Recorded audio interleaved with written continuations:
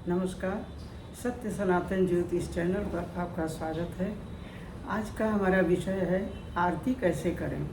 प्रायः हमारे सभी हिंदू घरों में आरती होती है। किसी पूजा पाठ अनुष्ठान या विशेष तिथियों पर हम आरती करते हैं, लेकिन हमारे घरों में पूजा घर की रचना जो करते हैं उसमें देवी देवता जो हम स्थापित किए रहते हैं तो उनकी नित्य आरती होनी चाहिए।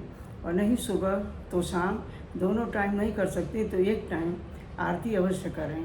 और आरती करते समय घर के प्रत्येक सदस्य को वहाँ उपस्थित रहने का प्रयास करना चाहिए। आरती करते समय हमें देवता के मध्य भाग यानी अनाहत भाग से गोलाकार आरती घुमानी चाहिए।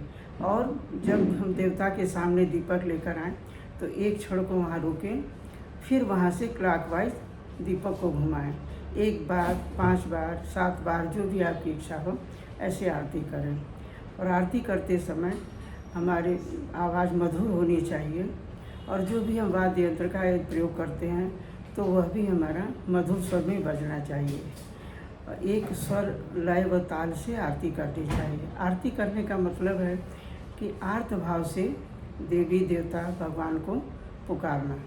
अभी क्या होता है कि आरती करते समय सभी लोग ऐसे गोलाकार ओम बनाते हुए या ऐसे ऐसे करके आरती करते हैं, या ऐसे देवता के सामने जाकर ऐसे आरती को वापस कर देते हैं, ऐसे घुमाते हुए हम आरती करते हैं। इससे क्या होता है कि जो देवता का चैतन्य प्रक्षेपित होता है वह लौ, दीपक की लौ के माध्यम से हमें उस चैतन्य का लाभ मिलता है और तब हम आरती करने का पूरा लाभ ले पाते हैं। अन्यथा हमें आरती करने का कोई भी लाभ नहीं मिलता है।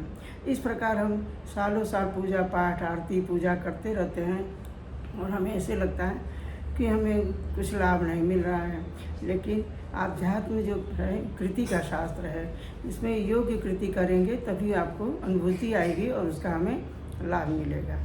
यदि परिवार के पूरे सदस्य नहीं भी उपस्थित होते हैं तो एक व्यक्ति ही करता है तो वो भी योग्य ढंग से इसी प्रकार आरती करे तो आरती का पूरा लाभ मिलेगा। दूसरा क्या विषय है कि आरती करते समय हमें वहाँ पर खड़े रहकर 3 बार अपने स्थान पर घूम जाना चाहिए। जब गोलाकार हम घूमते हैं तो जो आरती करते हैं तो उस चैतन्य का हमारे चारों तरफ एक वलय यानी सुरक्षा कवच निर्माण हो जाता है, जिससे क्या होता है कि हमारी अकाल मृत्यु से रक्षा होती है। इस प्रकार